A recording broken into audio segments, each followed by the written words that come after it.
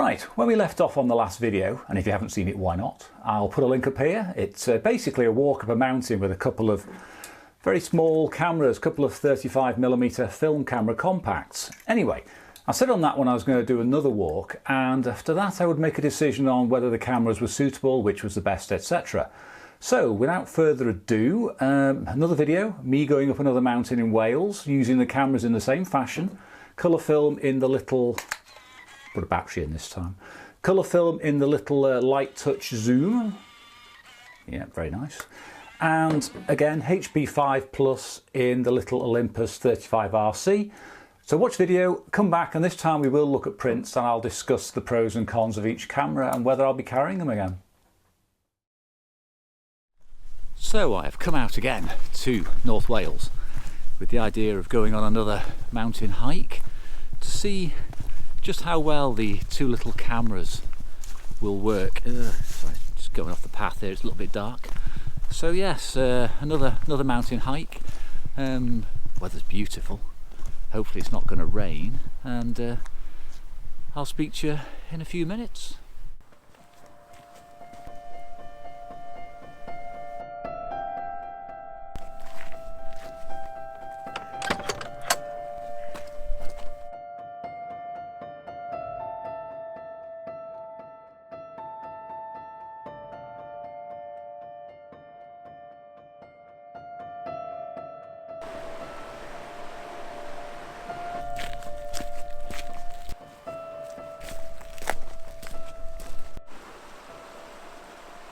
Well, I've been walking for about 2 or 3 miles. It's really beautiful this morning. Not really got many photographic opportunities yet because it is quite dull still. And that's something I've really noticed shooting with these little film compacts. The difference is that the little Nikon zoom, the 28-200, the little Lite touch 100W, I think the apertures are 5.8 to 10.5 when it's zoomed out. It's ridiculous. And in this sort of gloomy light, it's flashing away with a little red warning saying, you know, you need flash on, it's going to have some shake in it. So I've not really been able to do anything with that camera yet. The little Olympus RC is a lot better in that respect because I have f2.8 aperture and I can control my exposure. But to be honest, neither is perfect. I think the perfect camera is actually, I hate to say it, one I have in this side pocket here, and that's a little Sony RX100 MK1 digital camera. And that's got stabilisation, it's got good high ISO performance, it's got an f1.8 at the wide end. It's definitely better than the film cameras.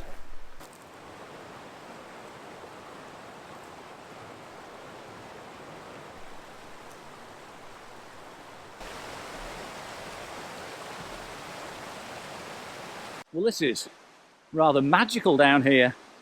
Beautiful little valley, little gorge cut away by the river, running through some lovely woodland. Not really sure if I can get a decent angle on it, and as you can see, probably behind me now, the sun is starting to creep up. But I can imagine at a different time of day, different time of year, this will be a very good shot to take.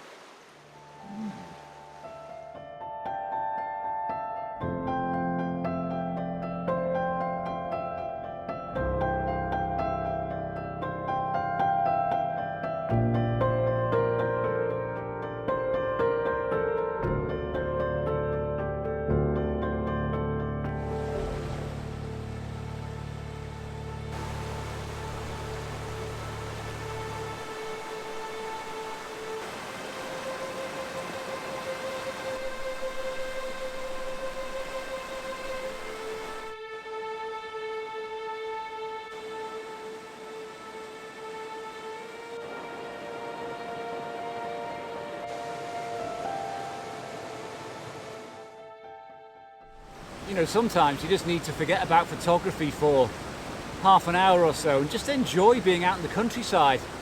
This is magical today.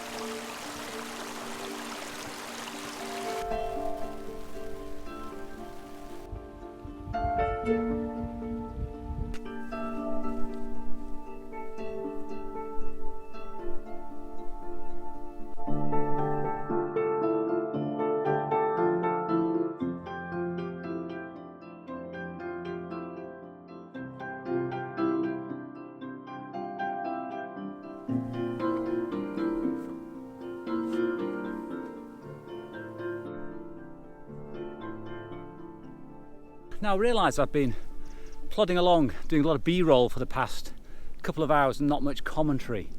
The reason is I've absolutely loved this morning. It's absolutely beautiful. I can't explain how nice it is to be out this morning. And this particular trail has to be one of my new favourites. It's well laid, it's not too boggy.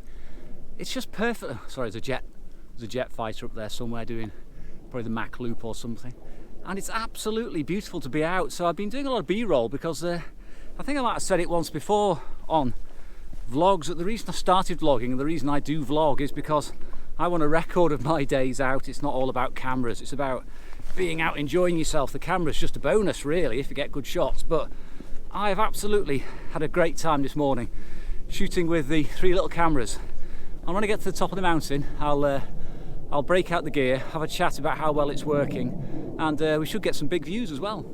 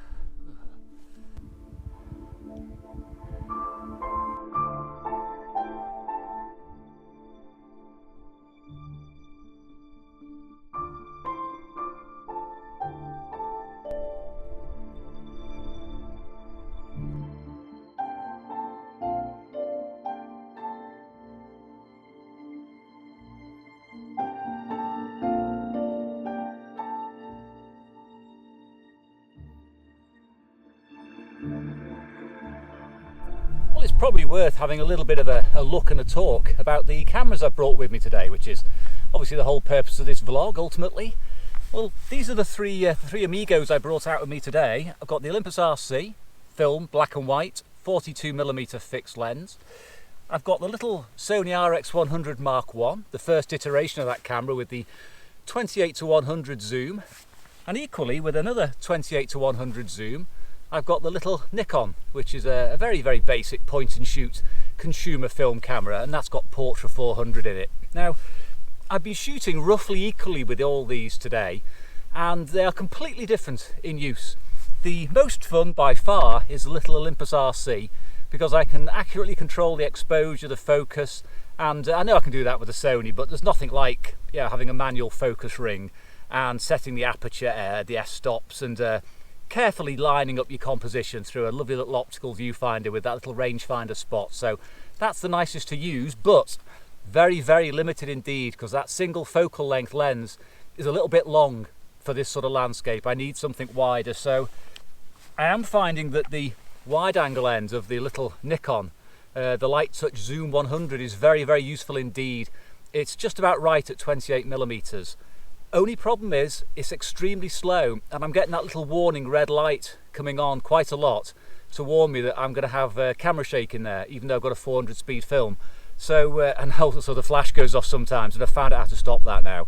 But as you zoom out, it goes to f10.5, so you're always going to get camera shake, so a little bit limited at the long end. And also I've got no control over it, so it's horrible to use. And finally, and of course the sensible choice, is the little Sony RX100, which is absolutely fantastic, stabilised. It has superb image quality, far better than these two, and it's not very nice to use. It's capable, competent, brilliant technically, and I find it a little bit soulless. But I think if I'm going to go out and shoot colour and I want to travel light, I think it's probably the best option overall. Now the rest of the kit is really important. Now I've not burdened myself with much weight on this outing. I've got a bit of extra clothing. I've got my little day pack, 22 litre Osprey Talon. I've got the sticks. Oops. Got half the hillside. I've got the sticks as well, and they're absolutely essential. Even though I've not used them yet today, when I'm descending later, they'll save my knees. And the other day I was out with them, they were absolutely essential, so I wouldn't travel without them. Plenty of food, got a map, got a compass, got a whistle, got one of those little bags you can climb into if I have an accident. It'll sort of keep my heat and hopefully save me. And I've got a couple of rolls of film as well. The kit isn't burdening me at all. I'll honestly say this is one of the few trips where, and the last one, where it's really insignificant. The weight is insignificant. I've got a little flask of coffee and one of these little Life Venture mugs, superb. Gives me a hot drink, lasts most of the day. Finished that now. And just a bit of water as well. Now this bag means I can work anywhere. I wouldn't travel any lighter than this to go in the hills at all. I need this sort of equipment, and the camera's insignificant. Went out with the Bronica on a trip a couple of months ago, nearly killed me. Absolutely horrible, no fun at all. So anyway, I just thought I'd do this bit now while I'm out in the hills, because when you get back to the office and start talking about things, it can get all a bit rose tinted. You're warm, you've got a coffee, sat in front of the computer, and you tend to sort of like get a bit of a distorted view of how things were on the hill. So this is my feelings about how these cameras are working right now. So I'll get back down the hill and we'll have a chat about the cameras when we get back.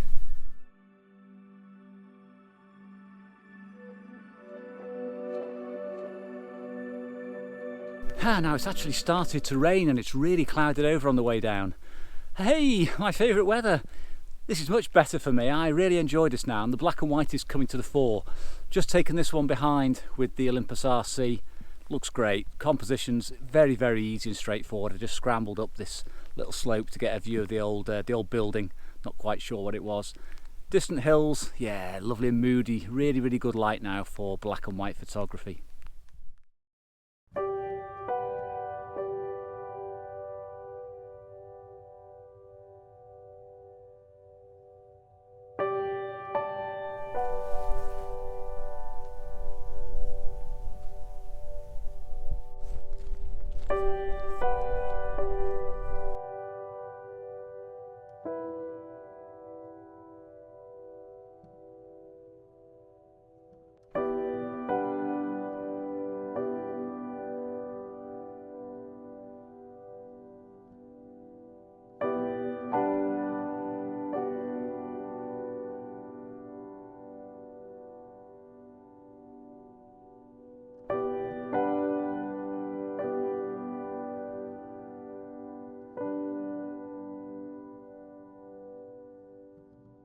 Well, I hope you enjoyed the walk. Once again, it was a fabulous walk. It was even nicer than the first walk, to be honest. The conditions were beautiful, and it's just one of those lovely days, you know, you get them. Fantastic.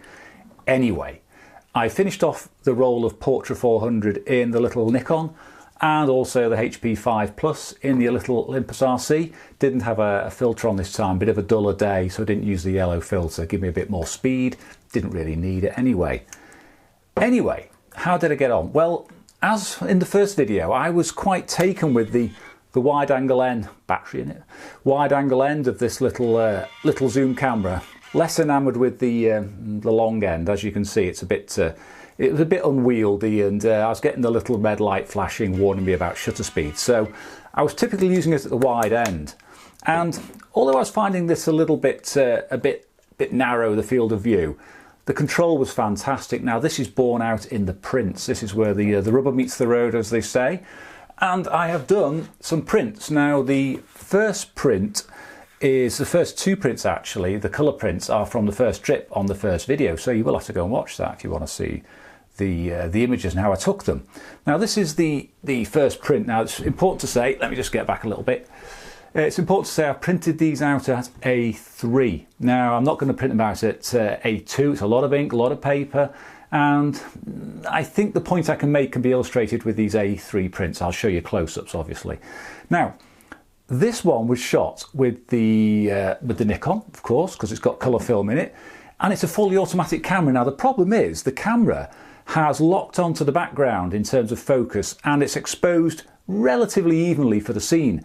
That means that this rock here in the foreground is a bit soft. Well, it is soft, not a bit soft, it is soft. Now I threw a bucket full of sharpening at this stone, clarity, dehaze, you name it, I threw it at it, and it still looks soft A3. It's not acceptable. The mountains, however, are beautiful. I've got a lovely sharp skyline on there. I've got nice exposure. Not so good in the shadows again because it's automatically exposed. So I had no control over it whatsoever. Anyway, the next print, again, colour print, is from the first outing. This time everything's sharp. Everything is fully focused. I've got no problems whatsoever with my depth of field because everything was further away. But this is exposed as another problem of a fully automatic camera like this. These areas here in shadow are dramatically underexposed. They were really difficult to pull out in the scan. Now I scanned these colour ones with my Minolta 5400, and that will extract every bit of detail from a negative film, no problem whatsoever. But in bringing up these shadows, they've gone horrible. They're absolutely foul. They're riddled with, you'd call it noise, but it is just underexposed film, underexposed colour negative film, and it looks disgraceful. It's awful. But again, the sky's beautiful, and I've got a nice sharp skyline. It's pretty sharp print, but again, not acceptable. So how does that compare with the output from the Olympus 35RC? Now, bearing in mind this is a fully manual camera with an automatic option, so I was able to not only focus where I wanted, but also expose exactly how I would like to as well, which meant generally a bit of overexposure. So without further ado, from the first trip, this is one of my favourites. Now, these were actually done with the scanning process using my Panasonic G9, which I've got videoing here. I may do a video on that in the future. I'm having real issues with trying to compare scanners with DSLRs and the like. It's not easy. But anyway, back to the point. Tons and tons of detail in this image. Into the shadows, I can play them down, I can bring them up because I overexposed it. Beautiful, beautiful balance across the whole image. And of course it's focused at infinity, so nothing was going to confuse it, but that's come out really nice. And from the trip you've just seen on this video, I've got one of the little old stone dwelling. It's a really, really nice negative to work with. Again, I've got tons of shadow detail, and I've been able to play down the shadows where I want and lift them equally where I'd like them to be a little bit lighter. Noise, not a problem, obviously, quite the same with black and white, but it can still look ugly and patchy if you haven't got enough exposure. And I have got enough exposure, and I did expose for the right areas, and I focused on these stone walls in the building. There's none of that confusion. No matter where I moved, I could focus where I wanted to. So it has changed my opinion of the two cameras. I was leaning towards actually using this little thing for hiking in the future, but its lack of control is completely blown it out for me. I mean, it's just a case of, you know, it is a point and shoot. You can do a little bit of, you know, locking on maybe, I don't know. But you can't tell where it's actually focused, and the exposure's fixed. I've got no ISO setting, so you'd have to get into that nonsense of putting stickers on the roll of film to confuse the automatic reading in the camera. So it's just a no. It's just a no, complete no for me. The little Olympus RC, much better. I can control everything about it, but it is a little bit limited in terms of its focal length. 42mm isn't ideal. Vastly better though than that fully automatic camera. But I really think I am leaning back towards the SLRs. I mean, something like, nothing on the shelf to show you, but something like, you know, a Nikon F80 or a Nikon FE with a 28-100 zoom or a 28-200 zoom. Absolutely fantastic. You can focus where you like, you can expose how you like. It's just going to give you that level of control which you'll need to maximize the quality out of your film images. So there's my conclusion. I won't be carrying these compact cameras typically for landscape work. Neither are suitable. The Olympus is definitely your better option, and it's a great little street camera, by the way. If you do architecture or you do work in urban environments, that's discreet, it's fantastic. You can pre-focus, pre-expose, etc. But yes, pretty much I suppose what I expected really. You do need a camera with proper control, you do need a choice of focal lengths, and that's pretty much an SLR or a rangefinder camera. So On that bombshell, thanks very much for watching, and I will see you again on the next trip.